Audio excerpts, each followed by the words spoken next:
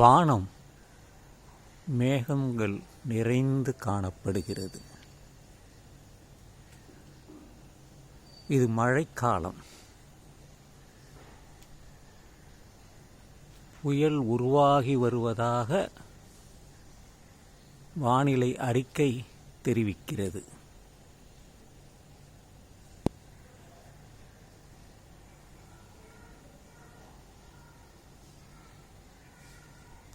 விடியற்காலையிலே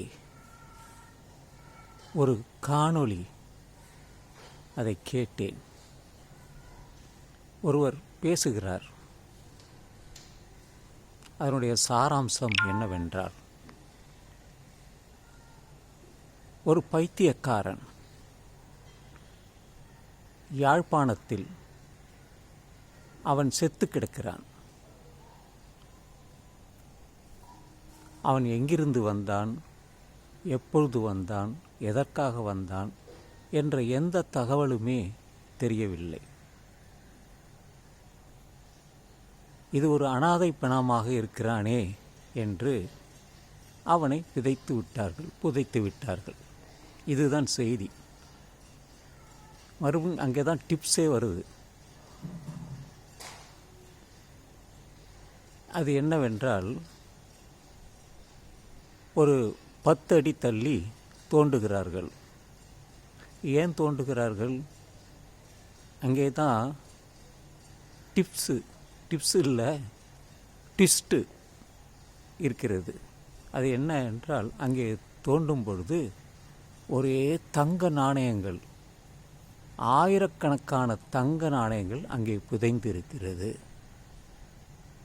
என்று அவர் சொல்லிவிட்டு பக்கத்திலே ஒரு சிவபெருமான் வரைந்த படத்தை, அந்த நீலக்கலரில் இருக்கிற படத்தை வைத்துள்ளார். இதுதான் நான் பார்த்த காட்சி. அவர் என்ன சொல்ல வருகிறார் என்றால், இறைவன் இருக்கும் பொழுது, அதாவது சிவபெருமான் இருக்கும் பொழுது எல்லோரும் பணத்தை தேடுகிறார்கள் என்பதுதான் அவர் சொல்ல வந்த செய்தி. பிச்சைக்காரனாக மாற்றியது யார்? அது என்னுடைய கேள்வி. ஏன் அவன் பிச்சைக்காரனாக வர வேண்டும்? அந்த சிவபெருமான் இருந்தால் அவனை நல்லவனாக மாற்றியிருக்கலாம் அல்லவா? இதை மற்றொரு மூலம் ஏன் அவர் சொல்ல வேண்டும்? அவன் பிச்சைக்காரனாக விடாமல் மாட்டியிருக்கலாம். அவனுக்கு வேண்டிய எல்லா சௌகரியத்தையும் கொடுத்திருக்கலாம். ஆனால் செய்யவில்லை. இப்படித்தான் எல்லோருமே ஏதாவது ஒரு செய்தியை சொல்லிவிட்டு அதற்கு காரணம் இறைவன்தான், கடவுள்தான், சிவபெருமான் என்பார்கள். இப்படி ஒவ்வொரு மதத்தினரும் ஒவ்வொரு கருத்தை சொல்லலாம். அவர் இந்துவை சார்ந்ததாக இருந்ததால் இந்த கருத்தை சொன்னார். இதுவே இஸ்லாமியராக இருந்தால் அவர் அல்லாவை வைத்து சொல்வார். இதுவே கிறிஸ்துவராக இருந்தால் அவர் இயேசுவை வைத்து சொல்வார். இதுவே யூத மதத்தை சேர்ந்தவராக இருந்தால் யெகோவாய் அல்லது மோசஸை வைத்து சொல்வார்கள். இப்படித்தான் எல்லோருமே அவர்களை புத்தி மாற்றி விடுகிறார்கள். நம்ப வைக்கிறதுக்காக முயற்சி செய்கிறார்கள். இப்பொழுது மழைக்காலம். எந்த இறைவனாலும் மழையை நிறுத்த முடியுமா? கொஞ்சம் சிந்திக்க வேண்டும். இது மழைக்காலம்தான். தினமும் மழை புயல் வரப்போகிறது. இந்த புயலை சிவனால் நிறுத்த முடியுமா? விஷ்ணுவால் நிறுத்த முடியுமா? யாரால் நிறுத்த முடியும்? இது ஒரு இயற்கை நிகழ்வு. அங்கே தான் எல்லோரும் தவறு செய்கிறார்கள். இந்த பூமியை படைத்தது, சுருட்டி வைத்தது யார்? அப்படியெல்லாம் கதை சொல்வார்கள். அறிவாளிகள், பகுத்தறிவாளிகள், வேதியியல் படித்தவர்கள் இதையெல்லாம் யாரும் நம்ப மாட்டார்கள். அதனால்தான் நான் அதையெல்லாம் நம்பாமல் அதற்கு எதிராக பேசுகிறேன். ஏனென்றால் நாம் கொஞ்சம் சிந்திக்க வேண்டும்.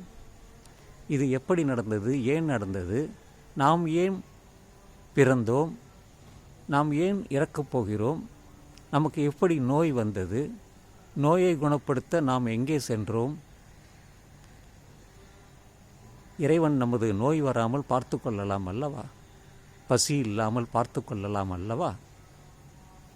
வறுமையில் வாடாமல் பார்த்து கொள்ளலாம் அல்லவா? ஆனால் இல்லை. இதெல்லாம் நம்முடைய நற்செயலோ அல்லது தீய செயலோ அது நம்மை இப்படி மாற்றி விடுகிறது. நல்லவன் நல்லவனாகவே இருப்பதில்லை, கெட்டவன் கெட்டவனாகவே இருப்பதில்லை. மாற்றங்கள், மனமாற்றங்கள், சூழ்நிலைக்கு ஏற்ப மாற்றங்கள் நடக்கிறது. எந்த சூழ்நிலையிலும் ஒருத்தன் நிதானமாக இருக்கிறானோ அவன் அங்கே வெற்றி பெறுகிறான் வாழ்க்கையிலே. எத்தனை சந்திப்பு சவால்கள் வந்தாலும் அதையெல்லாம் நிதானமாக எதிர்கொண்டு தன் புத்திசாலித்தனத்தால் அவன் நல்லவனாகவே இருக்கிறான். இது போன்ற நல்ல விஷயங்களுக்குத்தான் நாம் எல்லோரிடம் சொல்லித்தர வேண்டும். அங்கே இறைவன் வந்தார், சிவன் வந்தார், விஷ்ணு வந்தார், எல்லா கடவுளும் வந்தார்கள் என்று சொல்லி அவர்களை மடைமாற்றி விடுகிறார்கள். மடைமாற்றி விடுகிறார்கள் என்றால் ஏமாற்றுகிறார்கள். நாம் தான் விழிப்புடன் இருக்க வேண்டும். அதற்காகத்தான் இந்த காலை பதிவே. பலருக்கு புரியும், சிலருக்கு புரியவே புரியாது. அவர்களுக்கு என்னதான் சொன்னாலும் அவர்களுக்கு புரியாது. நம்ம அதற்கு என்ன செய்ய முடியும்? அவர்களே பட்டு புரிந்து கொள்வார்கள். அதுவரை காத்திருப்போம்.